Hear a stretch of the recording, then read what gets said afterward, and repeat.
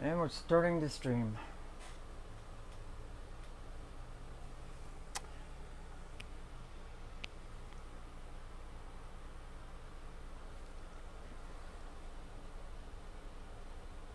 Well, hello everybody, and brightest blessings.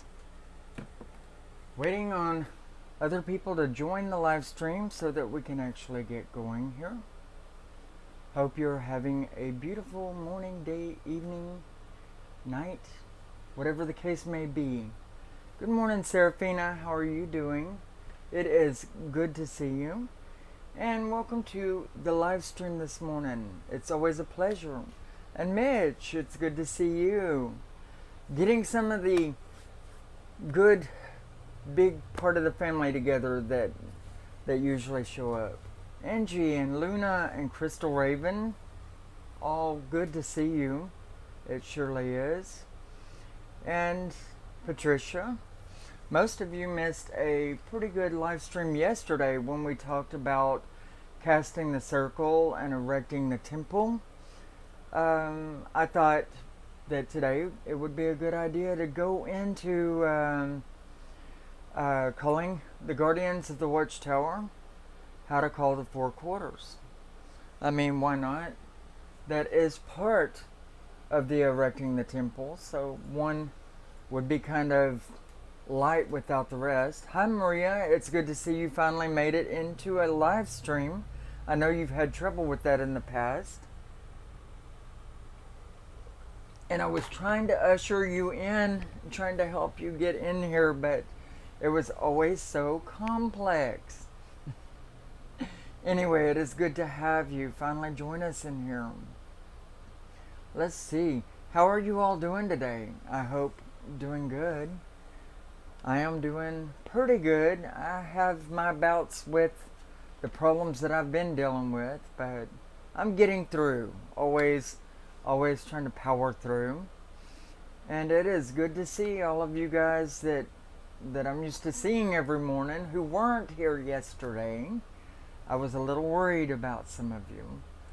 But anyway, so how many of you, when you get to setting up your circle, how many of you actually call to the guardians of the watchtower, call the four quarters for protection before you begin? Because from the earliest of my beginning, I've always been taught that it is pretty important. Although different people go about protecting their circle in different ways. I mean, and so what may be good for one doesn't necessarily mean it's good for all. But I've always, whenever I actually cast a circle, when I'm not just doing a light talisman or a candle work or whatever, under most circumstances, when I'm either doing a celebration or creating a big spell work, then I will actually cast my circle. And every time I cast my circle, I do call to the guardians of the watchtower or call to the four quarters. It's the same thing, you know. But other people may do so even they don't realize it. I mean, they'll call to their saints, or they'll call to the archangels, Michael, Gabriel, all of them, you know. So I think in some way, form, or fashion, we all do, even though a lot of people may not know that that's what they're doing, you know. Anyway, whenever I start my circle, whenever I get ready to call the higher power, after I've created my entire circle, erected the temple, then I'll call the guardians of the watchtower one by one. And it makes me feel good. It makes me feel protected. And whenever I'm done doing that, I will imagine them from here, my third eye, them all standing wingtip to wingtip around me, you know, shielding me from all that may be on the outside. So a good deal of you do actually call the four quarters, but there are some of you that did not answer on that question, so some of you may not. of course, you know, it is a Wiccan thing more than a witch thing. And so those of us that are witch, but also Wiccan, may do so. And those of us that are Wiccan would do so. But those that are specifically witch may not. And it's to be understood, really, that in witchcraft, it's really a way of life and not so much a spiritual walk, a religious walk, I should say, as with Wiccan people or people that embark on both. You know, so you might find that a lot who are actual witches do not cast a circle, or do not erect the temple, or do not call to the four quarters, you know, but have their own ways of protecting their circle and their house while they do so. And then there are those, of course, like Patricia says, there are those who just haven't gotten that far yet. And that's understandable too. When you're new, you want to be absolutely certain of everything that you're doing before you do so. And magic is a very, very big step within any magical practitioner's life. You know, you want to know who you're calling to. Are you guys getting breaks in our lives? Oh man, it's happening again. Right now,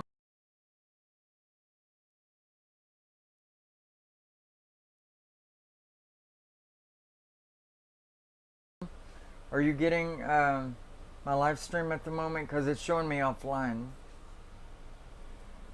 We're going to and now it's going into the red. So anytime I get into a nice hard-hitting subject, then I start having live stream trouble. And I don't understand that.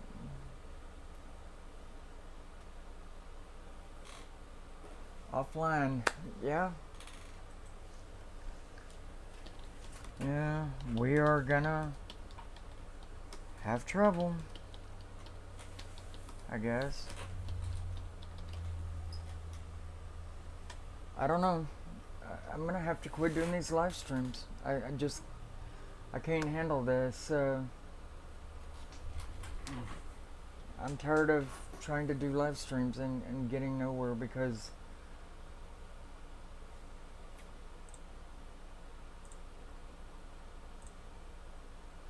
I don't know, people. It shows red on this side on doing the live stream, and I'm having trouble every time I try to do it. I'm probably going to have to go back to doing just standard videos and running them up online again. Because this is a battle every time.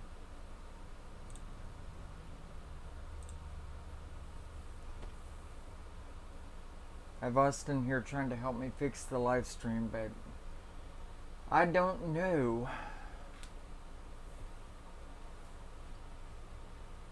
Whenever we get hidden into a good subject, then it's got to start bowing out on us, and YouTube is really starting to suck.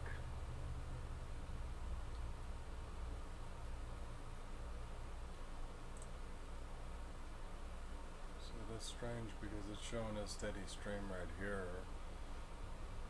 Yeah, And well, so we it's won't not- know until we watch the video after as to whether it's cutting out on our side or not. So you're not getting any dropped frames. It doesn't make any sense. Encoding, what was that? Encoding overloaded. Encoding overloaded. Hey, Serafina.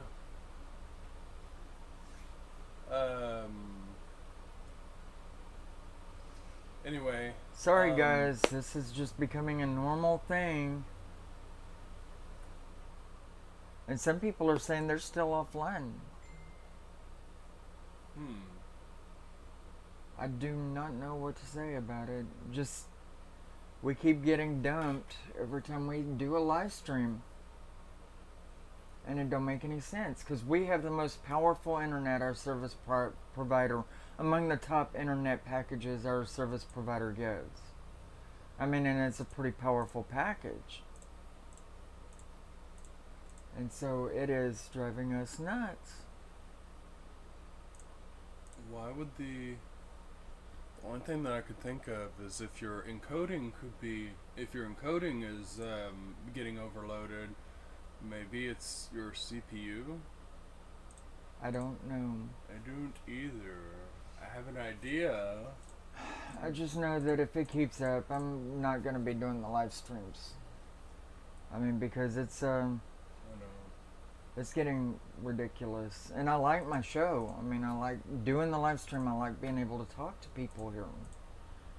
You know, but it's getting ridiculous to try to do so. And in the very beginning, we never had the cutouts. Anyway, they're saying it looks fine now. Not Susan. Or, I mean, not Angie. What was that? I did that. Did you dump it? I didn't dump it. It says YouTube is not receiving enough video to maintain. Okay, now it's gone back to normal, so that's right. good. But that it's going to keep doing it. And it's going to keep screwing me over and...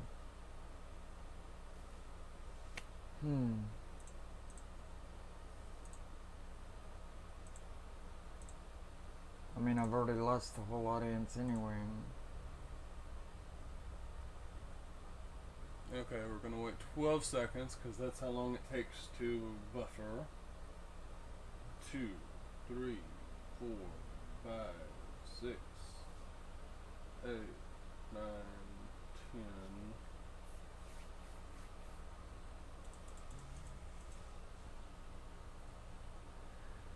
Well, in the meanwhile,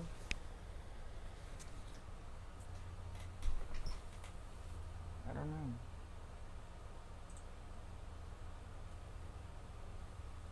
Are y'all still not getting the live stream, Angie?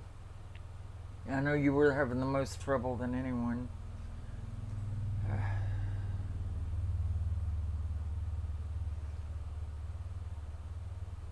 Everybody else is hoping I don't stop the live streams, but I just don't know what else to do because we keep going through this, and it's such a crap situation. It's a real downer. Yeah.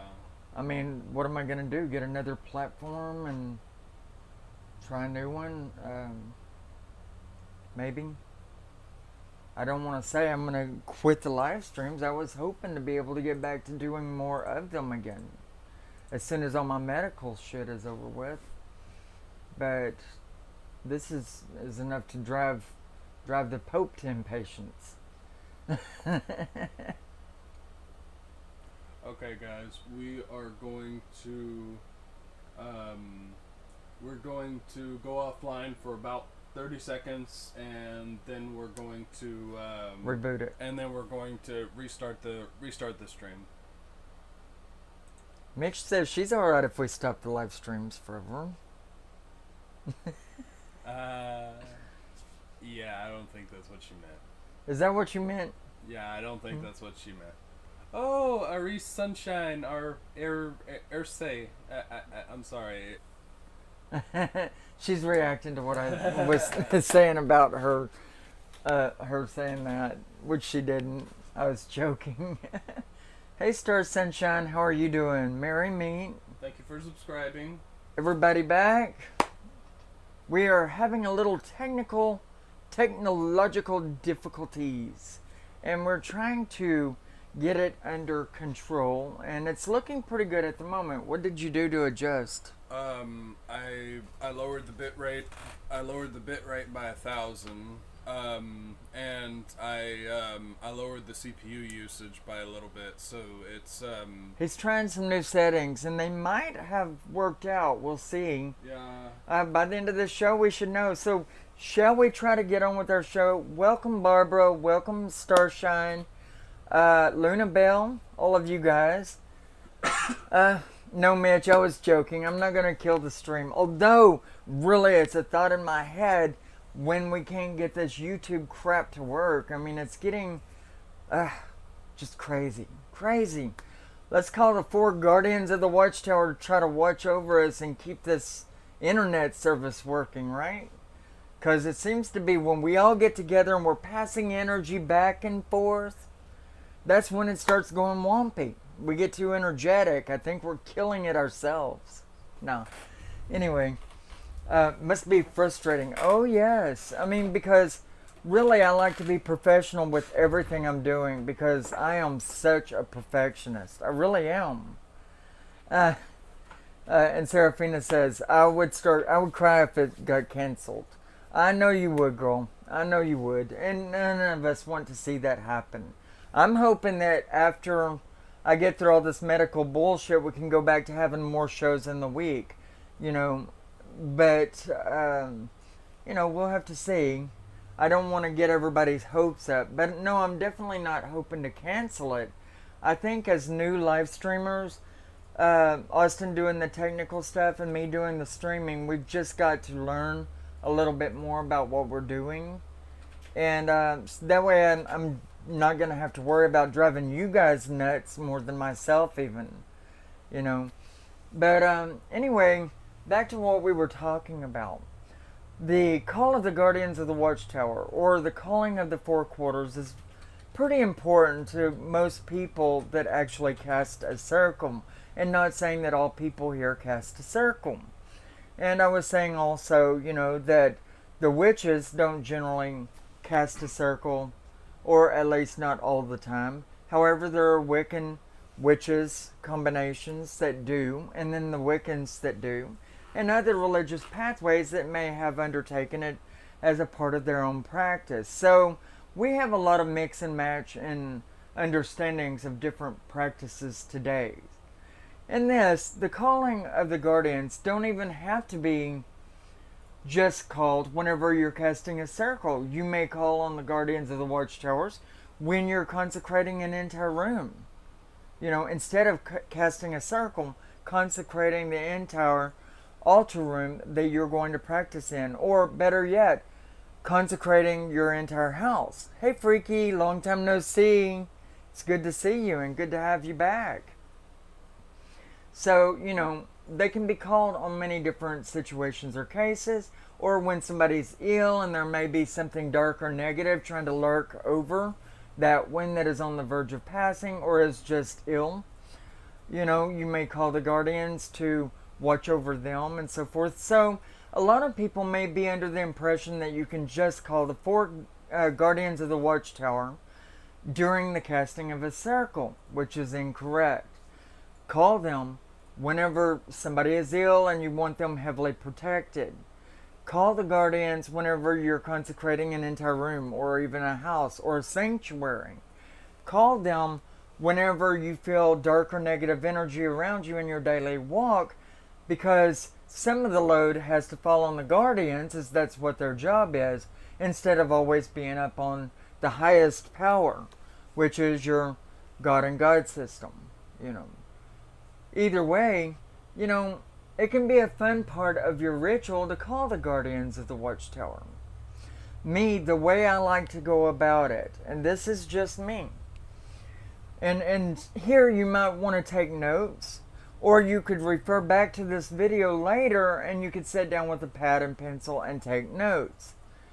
But I'm going to tell you word for word what my serum is, my word potion is for calling the guardians of the watchtower. And it's kind of loosely given here, but pretty much along the same guidelines. You can add to it or take away from it, make it your own by doing it your own way. But this is just ideas and suggestions on how you can call the guardians of the watchtower. And so that's what we're going to do now. Let's see. Mitch says, it's comforting to me to know they are with me. It is. They are an addition to your own protective guardians, and we have three. We have our constant, we have our move through, and we have our relative spirit. These are the three guardians that run a kind of a democracy over us and help us to divine what would be the best course of action when we may lose our own head or not know what to do. Our guardians, our protectors, are always there. And by this, I'm not talking about the four guardians of the watchtower. I'm not talking about the four quarters or directions. I'm talking about your own personal three guardians. And that's what I've been told by the spirits in the spirit world, is that we have three. It's a constant which is not related and is there from the time you're born to the time you die.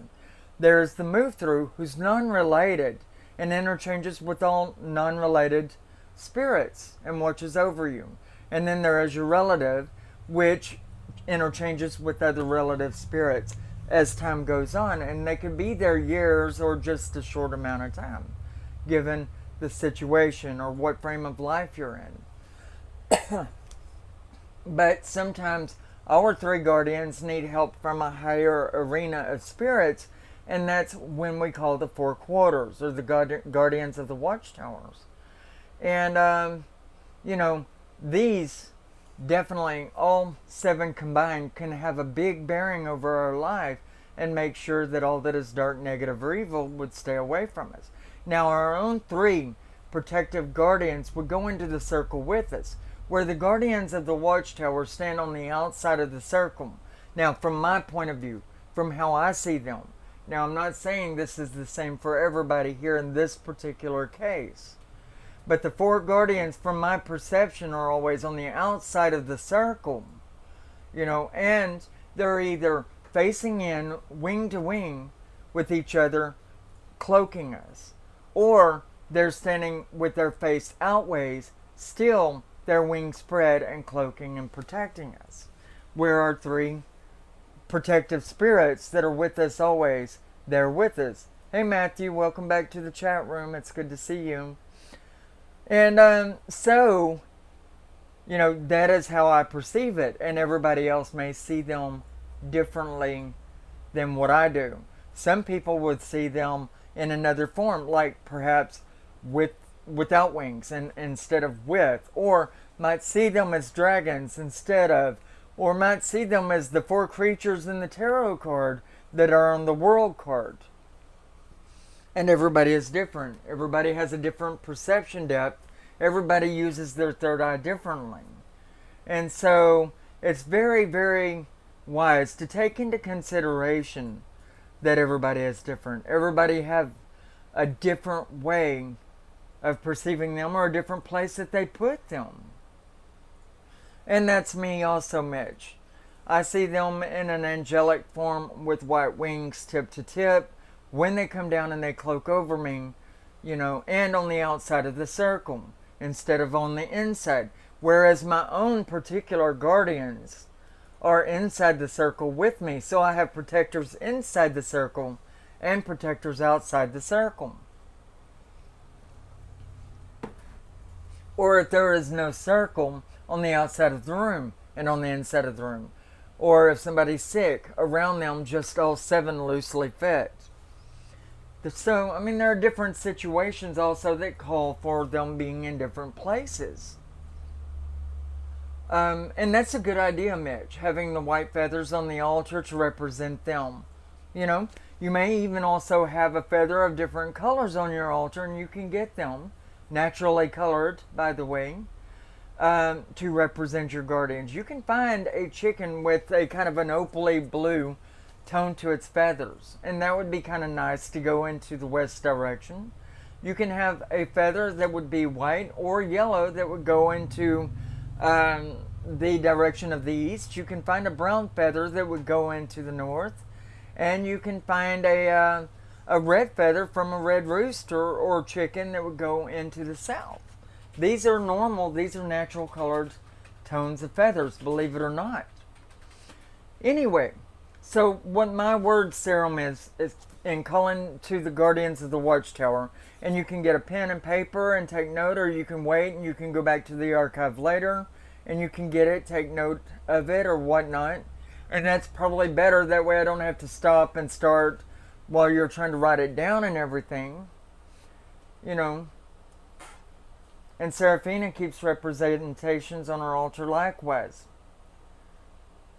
So white, black, and brown are good. It depends on what you feel synonymous with, and it's a give or take thing. Anyway, whenever I first start calling to the guardians of the watchtower, what I say is, guardians of the watchtower, spirits of the north, of the south, of the east and west, come to me now and be at one with me. Protect me in all my deeds, all my proceeds. And then I'll go into, and you can be a little more creative and you can go into it a little deeper and say deeper things, make it a longer prayer. And then I go a little bit deeper myself. And then I'll say, guardian of the watchtower, spirit of the north, lend me your power of stability, your power to heal, and to grow things, to grow within myself, to reach that place that I long to be. Guardian of the Watchtower, Spirit of the South, lend me your ability for victorizing over my enemies and acquiring that which is most sought after. Thank you for granting me your fires of passion within the love that I may embark on within my life. Guardian of the Watchtower, Spirit of the West, lend me your depth, your subconscious thought, your psychic abilities, your knowledge and wisdom that would come from the subconscious and even the superconscious. Lend me your own. Guardian of the Watchtower, Spirit of the East, lend me your power of communication, your magics, that which is carried on air, that I may be heard. In the name of the Almighty Deities, blessed be, so mote it be, so be it. This is my call to the Guardians of the Watchtower. And then I'll lift my hands, and I'll watch them from here, and I'll watch them as they come down. And they'll kind of just, as yards of light themselves, trickle down and become part of me, to become part of my circle and all that I do. And I'm at one with them at that point. Now, only after I have completely cleansed and purified my circle will I feel synonymous with calling the Guardians of the Watchtower, calling the Four Quarters, calling the spirits to come and join, because I want it to be holy and consecrate for them. And only after the guardians have come down and have started watching over my circle, only after they have, shall I call the gods and the goddesses, because I want the circle to be complete and it to be a complete temple before I call to my gods and goddesses. And this is how I feel about it. I feel that this is the best way to do things. Cleanse and consecrate your circle first. Erect your temple. Call the Guardians of the Watchtower. Call the Four Quarters. It's the same thing, by the way. I say it in two different ways because different people call it different things. And then, after that, I call the gods and goddesses. I light their candles first. The candles that may be on my altar that would represent them, or the candle that may be a sacrifice to the god and goddess, or the candles that may represent the god and goddess. I will light them, and then I will call the gods and goddess. You know, and this is the way I do things. Now, everybody is different, you know. I mean, there may be no circle, and you may just be doing a healing on somebody, but I suggest that if you're doing anything that dictates that you need a lot of energy, you cast a circle up. And it's not always just for the protection of whoever is in it from that which is dark, evil, or negative. A lot of times it's just to englobe all the spiritual energy that you can drum up, so to speak, or hum up, or sing, or chant to get, or dance around.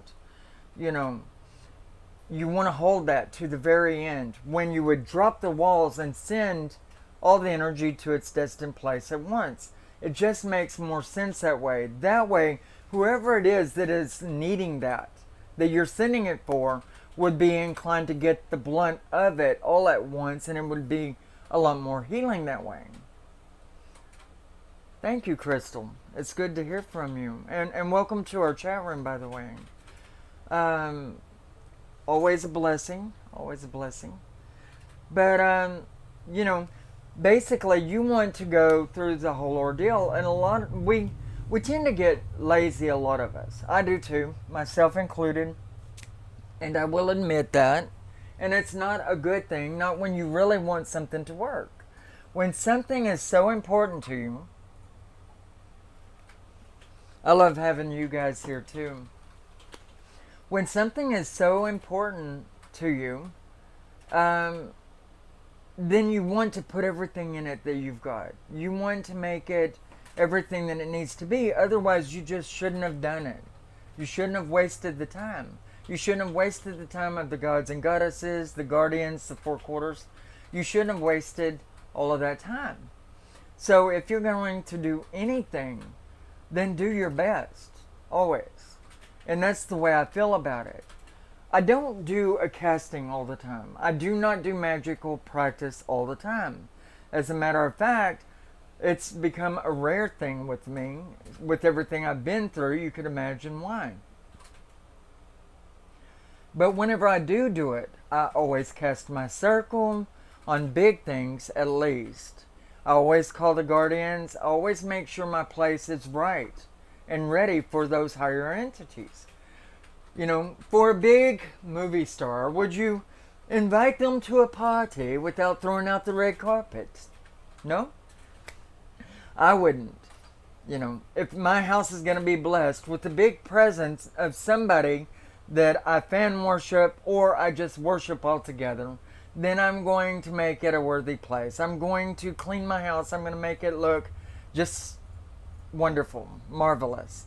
You know, because I want to bless my house and make it a temple for those that would be coming and blessing me with their time. It's just the way that I do things. It's the way I feel about it. And it's my way of giving thanks and showing the higher power how much that means to me, how much I need.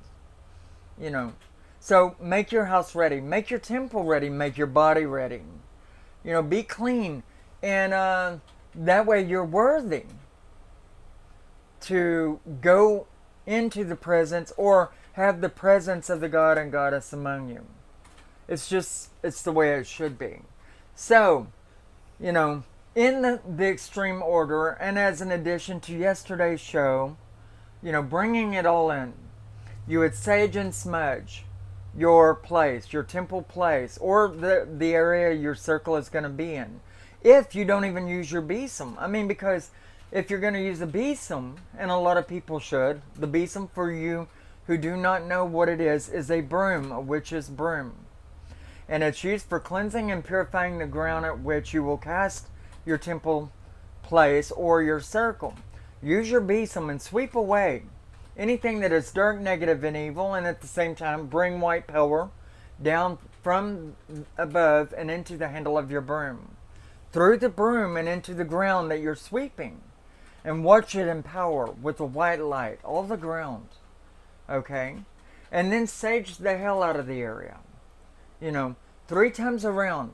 Sage around your circle in the direction you are casting your circle. If you're casting counterclockwise for whatever reason, sage counterclockwise. 3 times around your circle, starting in the east from the side of the door that you're going in the direction of.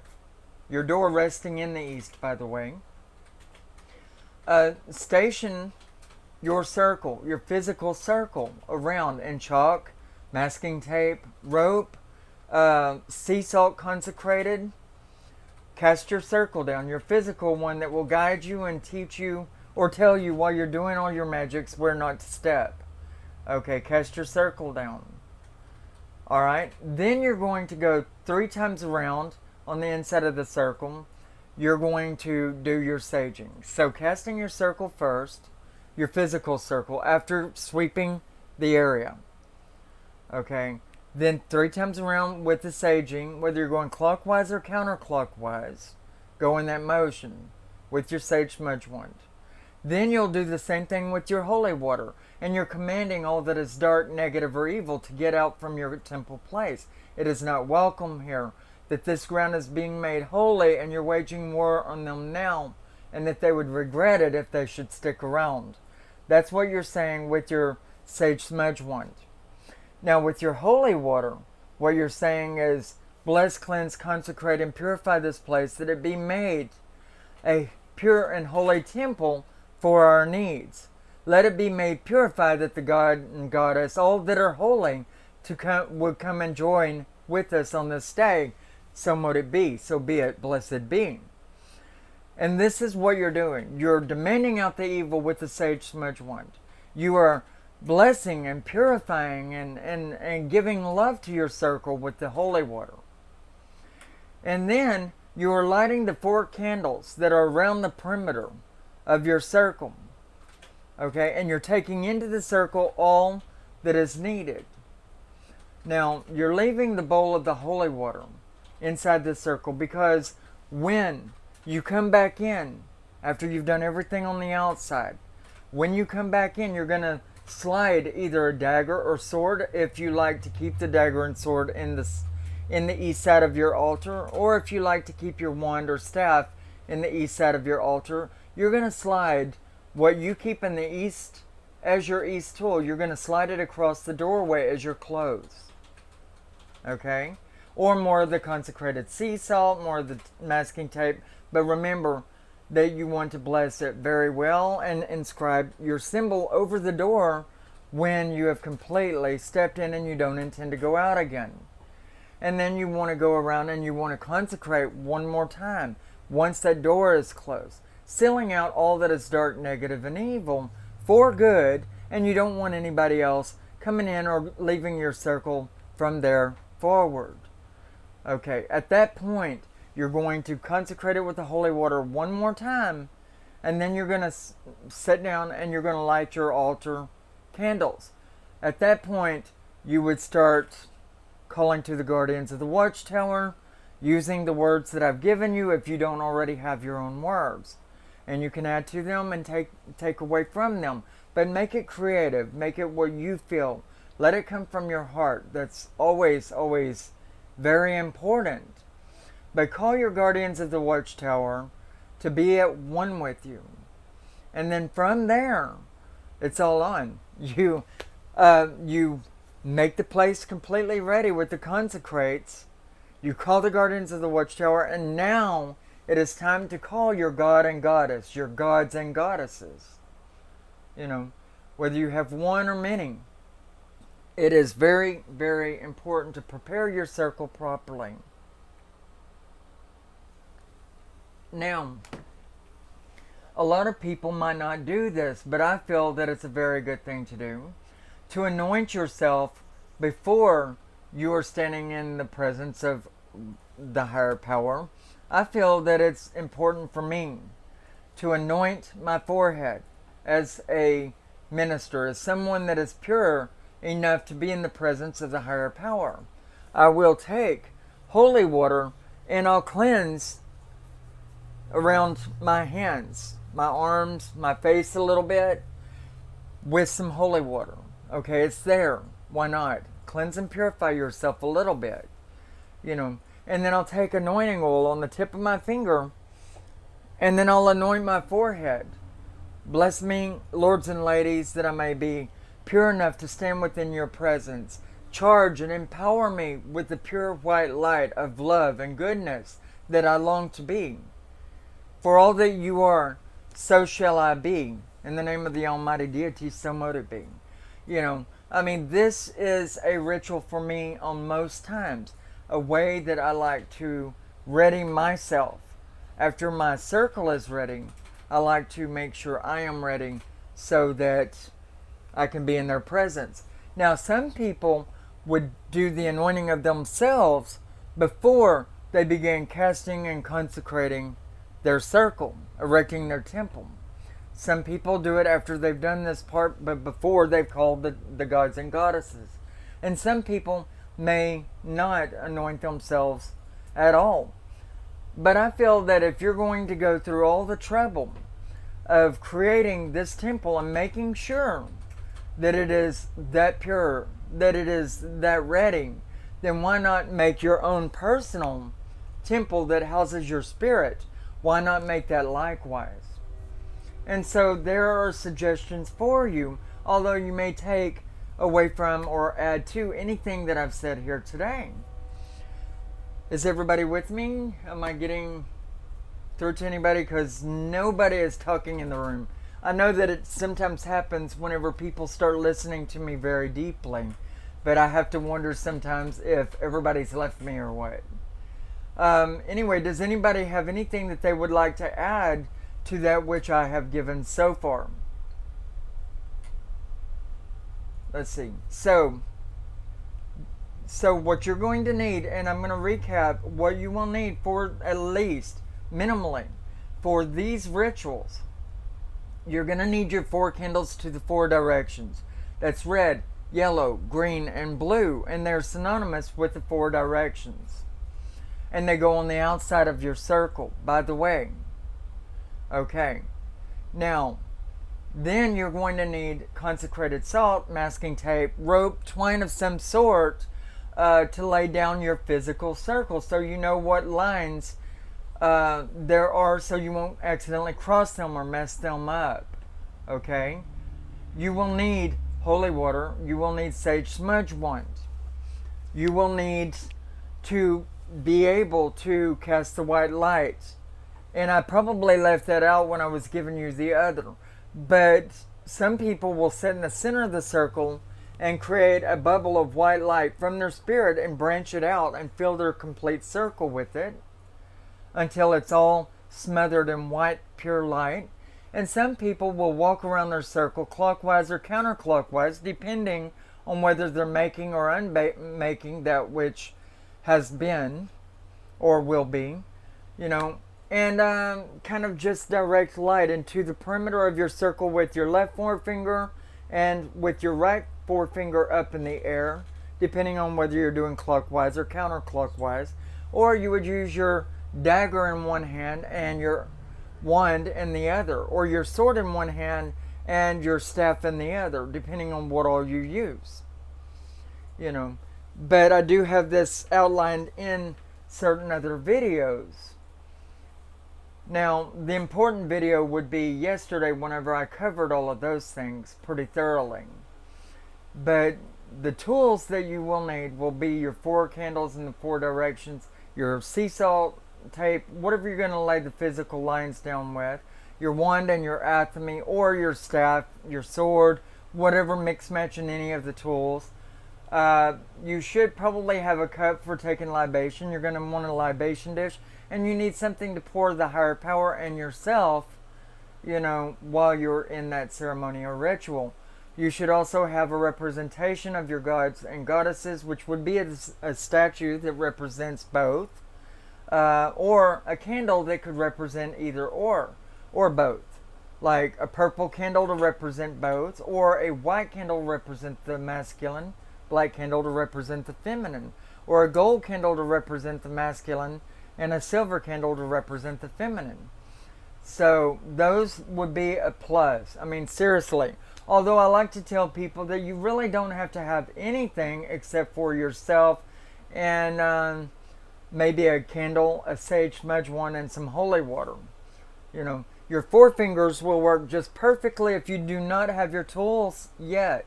And that's where I get a lot of people at this point asking me, well, what if I don't have these things? Well, then use your 4 fingers, because that is quite feasible, and it worked in the beginning of time, and it would work now. Or go out under a tree and find a falling branch and pull a kitchen knife from the kitchen drawer. That's what I did in the very beginning when I didn't have any tools. And a clear glass as a goblet, and a white kitchen bowl as a libation dish. The gods and goddesses know as much as we do what we don't have and what we do have. And it's quite forgiving in that way. It really is. So, I mean, just don't be afraid to improvise in this. You are not following a doctrine as set forth in other religions. And too many people are afraid of being inventive, of being creative. And I keep saying, be inventive, be creative, make your religion your own, be happy in it. Because if you're not, then you're going to throw it to the curb within 2 months or 3 or whatever, walk away, backslide, whatever you want to call it. And a religion shouldn't be changed like you do your socks. And Mitch says, I spent months collecting everything and making my wand, but I have it all now. And that's good. But sometimes there is that point of time where you don't have anything, where you're new and you're wanting to do something light and airy, but you just don't have the tools and you won't feel good without them. Well, go and collect them up, making some temporary ones that you would replace over time. You can slowly but surely replace that kitchen bowl that you're using as a libation dish or whatever, I mean, that's just the way it works with me. And making your own wand, I mean, out of a fallen branch, that's simple. The earth has them laying around out there all over the place, you know. And driftwood from a river is the best place you can find a staff or you can find a wand. You know, because the sand has sanded that wood down so heavily. And, you know, the river water has preserved that wood in such a way. I mean, and you dry it out and you can make a staff out of it, and then you can inset your stones through wet leather and things that would hold it in, you know. But you can get or make a mini besom, yeah. They're all over the place, you know. And generally, it doesn't take much. You can use a branch from certain large, some certain bushy trees as a besom. You know, that's what they did in the old days. I mean, that's how they swept their floor. They took a fallen branch after a storm and used it. But yeah, I mean, I'm pretty happy with making my own stuff wherever necessary.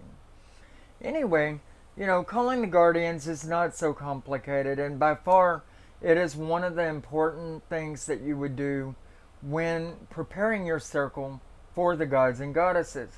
Because your gods and goddesses don't want to have to come to be a part of your temple with you and then fall under siege by the things that are dark and negative, find themselves in a spiritual war against dark and negative forces. I would feel very bad if I called them down and then got carried into a bad situation while they were there, and I did not have things prepared for them. And it's pretty simple that way, you know. Does anybody have any other ideas of things that you might say to the gods and goddesses? If so, then you can type it in. Let's see, Freya's Cauldron Online. I thought about trying to make one. Not much going on in the boards right now. Not that would be spoken or repeated. Anybody else have any other ideas on creating and casting your circle? Things that you do to prepare for the gods and goddesses? I find that my tools work better for me when I make them. Plus, I am an artist. And that's really good. There's a lot of people, though, that are not. And so you can always get tools and make them your own by little inscriptions that you burn or engrave with a metal tool or whatever on it, or paint or whatever, you know. But the more you put into your tools, and Luna Bell makes a really good point there, the more you put in on acquiring or getting or making your tools, the better off it's going to work for you. And that is one of the biggest points that would be important to make here today. It is important to really go in detail when calling the four quarters and guardians. Absolutely. You want the place utterly prepared before you call the guardians of the watchtower, and then you want the guardians of the watchtower there before you call the gods and goddesses. And that is just so that you will, for one thing, know within yourself that you've done everything in the proper order and that you feel good that everything is right for it. And you will feel more empowered and proud of yourself when the gods and goddesses get there, and that way you'll feel more empowered magically to accomplish the goals and be more fruitful in that which you do. Let's see, fruit and flowers are inside the circle is always a really good thing, and giving libation to the deities, it isn't as simple as just pouring a light drink or your water, you know, sharing it with them or whatever. Although if you have nothing else, it can work. Libation is as deep as getting a punch or a grapefruit juice or something, you know, wine. I like wine whenever I do a really big ritual and there's more than one of me there.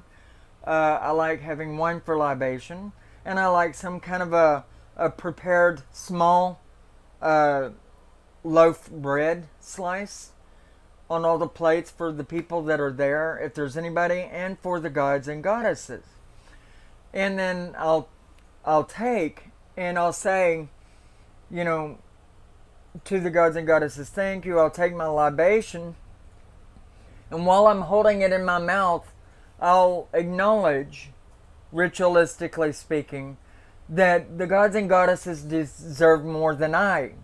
And so I will take it from my mouth and I'll place it into the libation dish, giving back, that which I was taken freely and without thought. It's ritual, and it's just basically saying, oh, you deserve more than I am not worthy of this. And so I give it back mouth to libation dish to the gods and goddesses.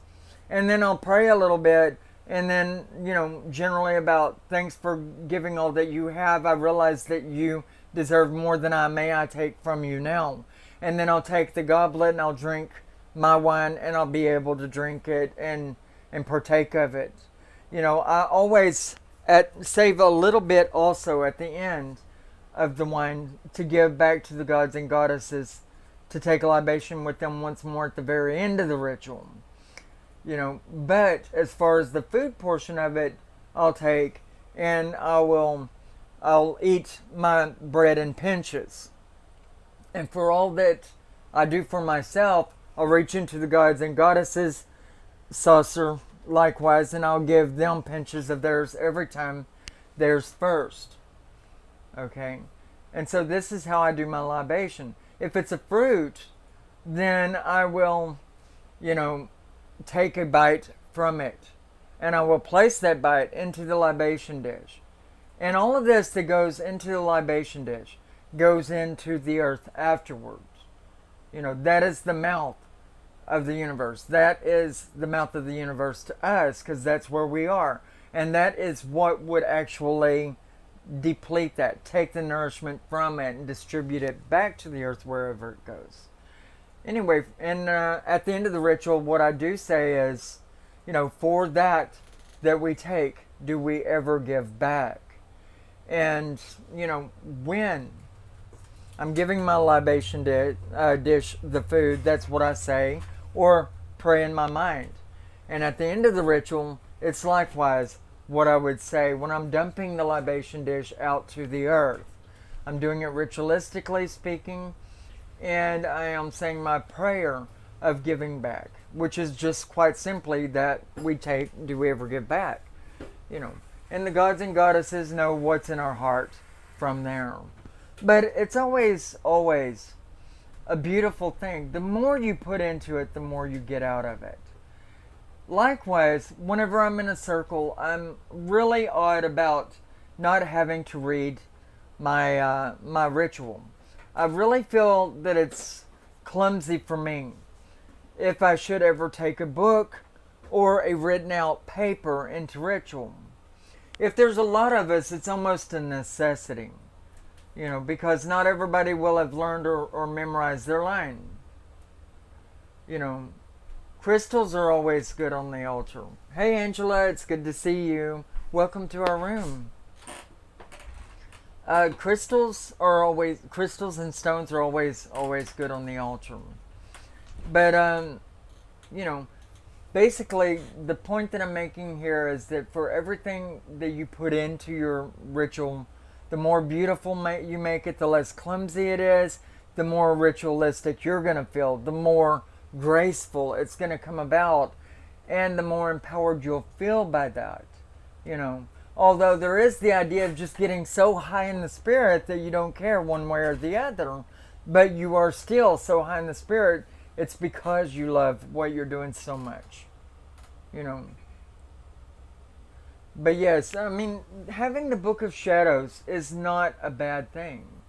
Having a Book of Shadows in the circle is not a bad thing. But I myself feel clumsy with it. So I always go about it trying to memorize everything that I'm going to do, or I just ad-lib. And at this point in time, I've gotten to where I just simply ad-lib everything, and it comes about in just the most swimming way. Any ritual you've seen me do on here, I ad-libbed, and I took from my past lives knowledge and wisdom that I needed for that circle, for that proceed, that which I was doing at that time.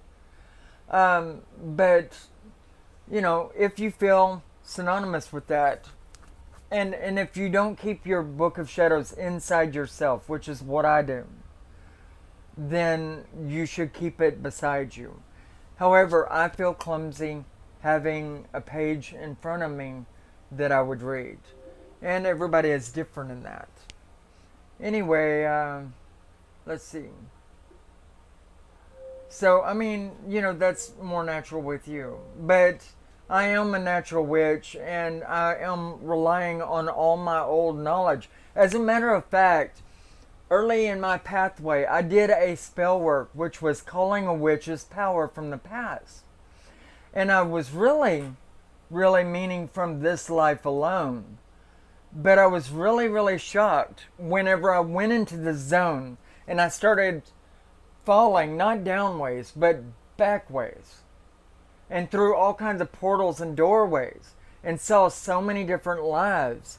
And I gathered light and energy from all of that. It was just so weird. And when I stopped, it all hit me like, phew, you wouldn't believe, right?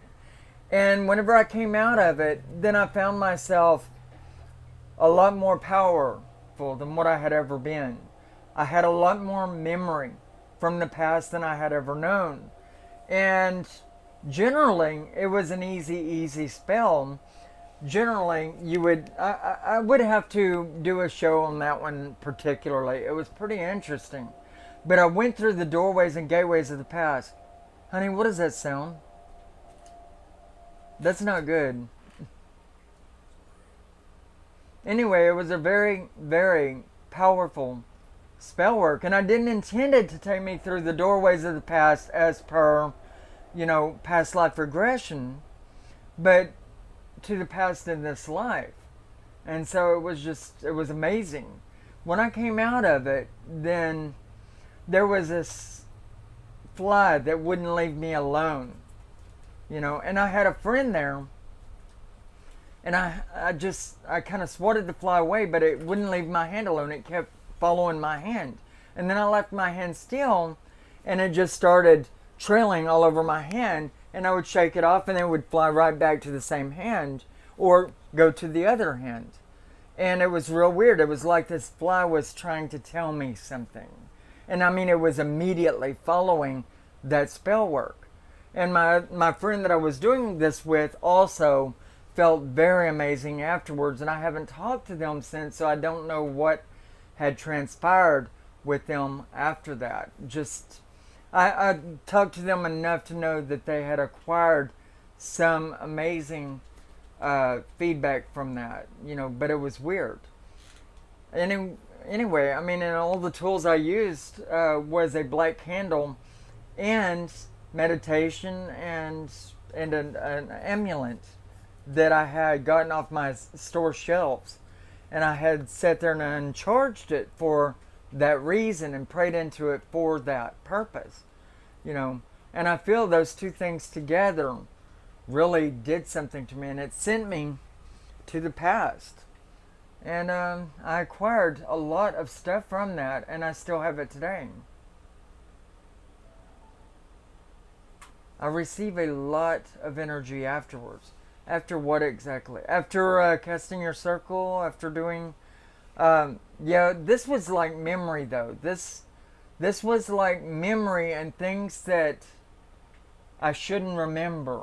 And I mean not just your typical past life regression either.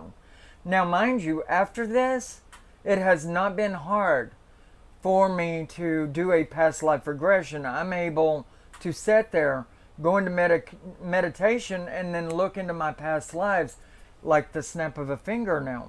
So that's pretty amazing, and one of the things that I got from this.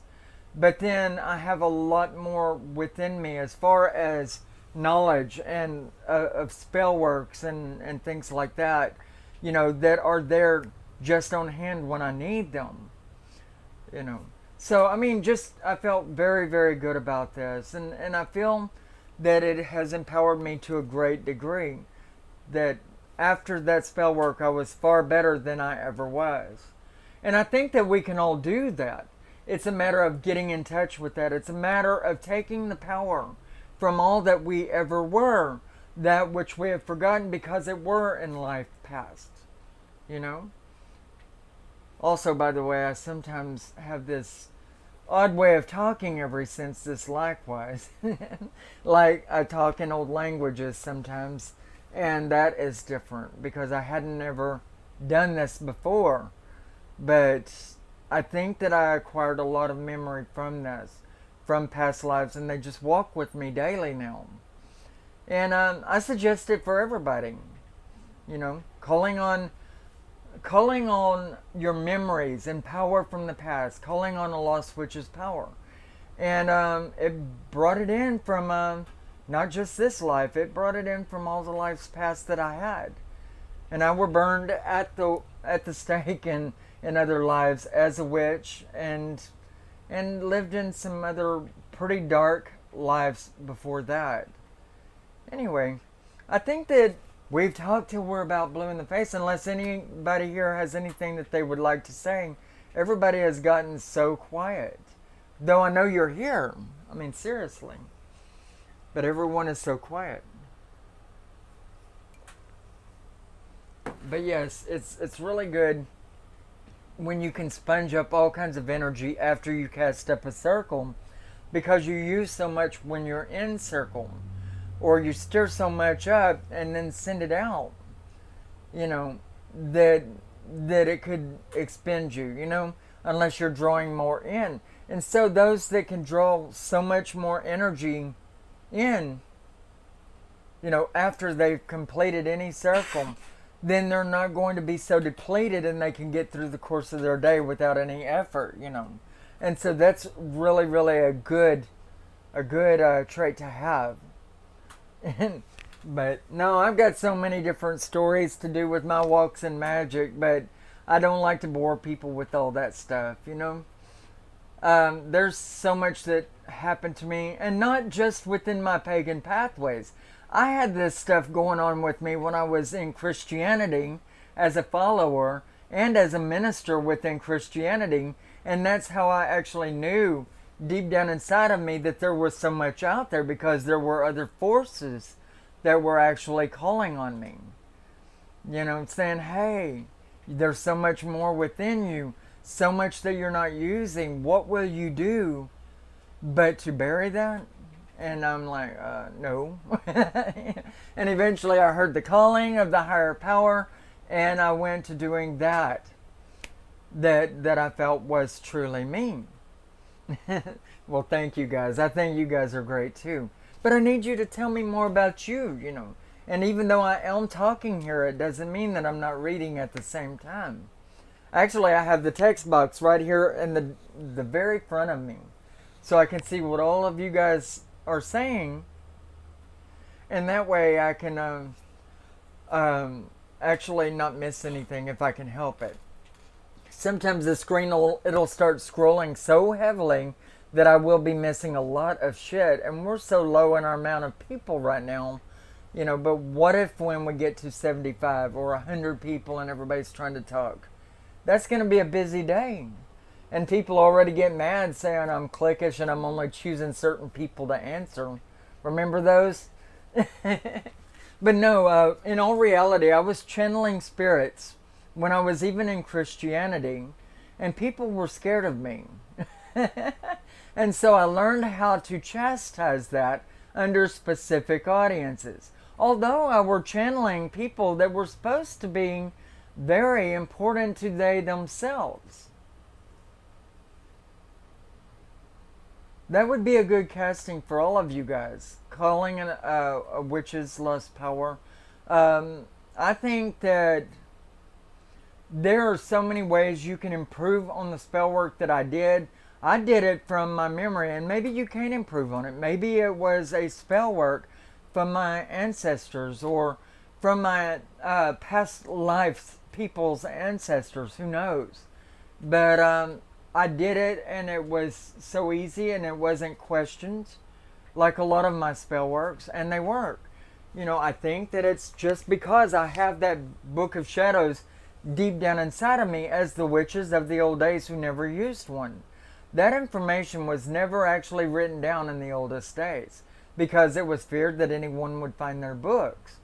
So it was information that was granted time and again, you know, from people, from handed down from person to person.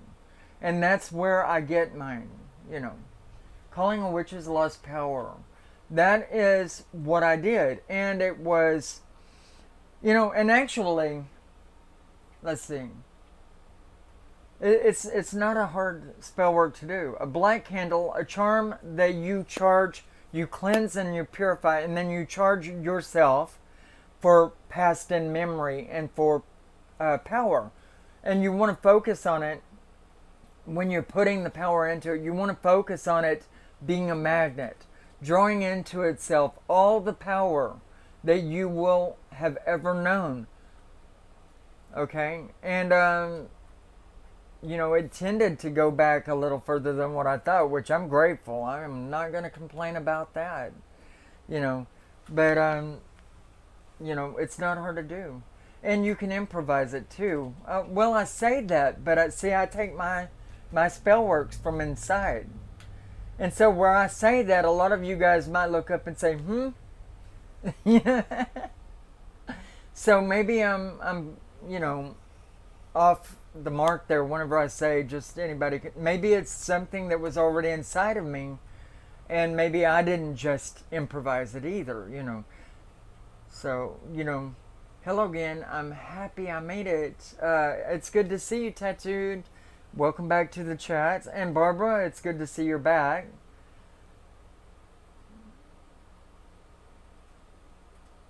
Well, thank you. I appreciate it. It's always good to have you guys. So yes, calling a witch's lost power. And it did not reach into just this life. It went so far back. And I think that maybe I ought to put that little spell work together in front of y'all one day, because it's minor. And all it takes is me to be sitting here like this and with the ingredients in front of me right here. You know, I think that would be very, very interesting. And I had amazing results that surpassed this life and into all of the others in the past. From then, you're able to actually call on your past lives a lot easier, at least from my standpoint. You know, so I mean, hell, we'll try that one day. I don't know when. Hopefully, we'll get this live stream crap worked out. Whenever he did what he did, you know, and adjusting the levels and all of that, it seemed to have put a stop on it for the day. And if we keep this at this setting, maybe it'll be good. But yeah, I'll get the stuff together and I'll show you one day how I did this particular spell work. Remembering it as closely as I possibly can. And I'll do it for you in front of the camera. I think that it was the most productive spell work I had ever done in my life, to tell you the truth. Outside of that little charm that I made, that I took to the casino and won $25,000 on them. That was a very powerful one. You know, but I did a spell work, I did a charm using cookie dough and opal stone in the month of October during Hurricane Opal on a full moon, and I believe it was a Friday the 13th. Some of that may be off, but if I remember right, there were like these numerous qualities to what I had done. And the one time I used that stone to do anything for me was to go to the boats, and I won $25,000 jackpot, walked across the aisle and won another $1,600. And, you know, and then I went home and I rested up, you know, paid a lot of my debts. And then put money into a house that I did not keep and went to hell in a handbag, and I ended up having to give back to the owners eventually. You know, that really sucked. But everything happens for a reason, right? But that was a very, very good crystal that I had made. A very good charm I had made. The thing is we're not going to find another Hurricane Opal in the month of October. Let's see, during Tropical Storm Opal, you know, all of that was just so the essence, the full moon, all of that. And I don't think that we could repeat that so easily. It was such an event, and it's not an event that would be for everybody, I guess. But my birthday is also in October. So, and October 11th, by the way. So, and it's Halloween month on top of that. So, just really, really a powerful, powerful charm that it was. And I wish I could repeat that because, by the way, I walked out and I left that charm on one of my slot machines and never had it again. Don't know where it is, and I can only trace back that that must be where I left it. And it's probably because it was done with me. Maybe. Maybe it had done all it was supposed to do. Another October baby here. We're the odd. The odd. And October 11th, Mitch Mary's son's birthday is on October 11th. That's cool. A lot of Octoberans, huh? That charm only served you as long as it needed to. That's the way I felt about it. I'll never be able to repeat such an act. But I guess it got me through in life because I was in a really, really bad place. And so it did what it was supposed to do, you know. July 1st, and coming up, let's see, I have 2 people in my family born October 8th. That's funny. I had somebody that was born October 7th, but I won't talk about that idiot. A long old crap. October 12th, not a good day for people being born. Not by this one anyway. Anyway, anybody else got anything that they would like to share as far as spell works that they've done that was surprisingly active? I mean, shockingly so. Earth mind-blowing. October 7th.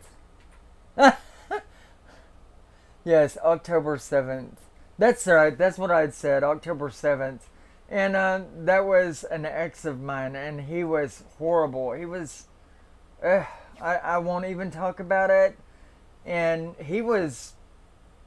The one I'm talking about, he was a murderous-minded person. He was in prison in and out for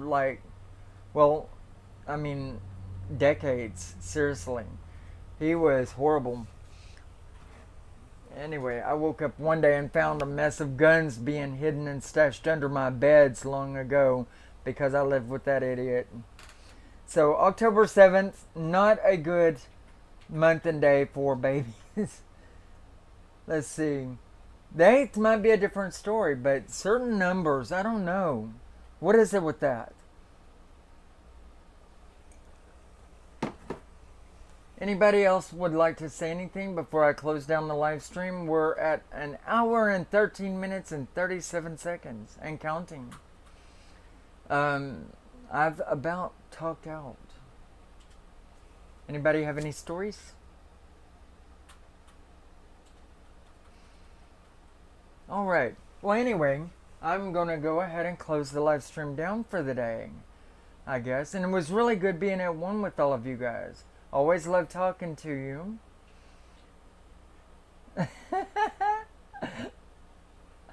October 7th, baby's a day for idiots. Well noted. Never have a baby on October 7th, right? If your doctor wants to induce labor at that point in time, say, oh no, we don't. Oh no, we don't. It was a great chat. I really loved it. I love being at one with you guys. You know, I never get bored with that. And we are going to try to get this live stream going even more than what we have. Because I miss the amount that we used to live stream. And I can't say that we'll ever live stream every day again. Because that was just, wow. Very, very tiring for me. I mean, I was kind of worn out and couldn't do anything else. My studies or anything like that. But we will try to get back to doing live streaming again quite regular. Also, if you haven't yet, subscribe to the channel. By all means, friend me on Facebook as Eclectic Spiritualist. That's my Facebook name. Okay? And please like the video once it has rendered onto the channel. And like any of my other videos because it'll keep the channel floating. People who do not like the videos or share them around on social media do not help to keep the channel flowing.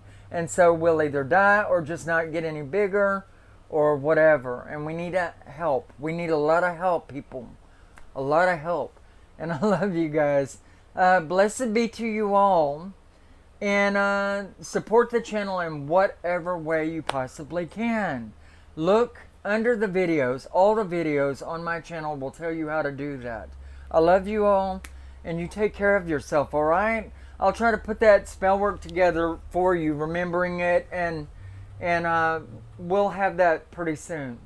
Take care of yourself, and bye-bye now.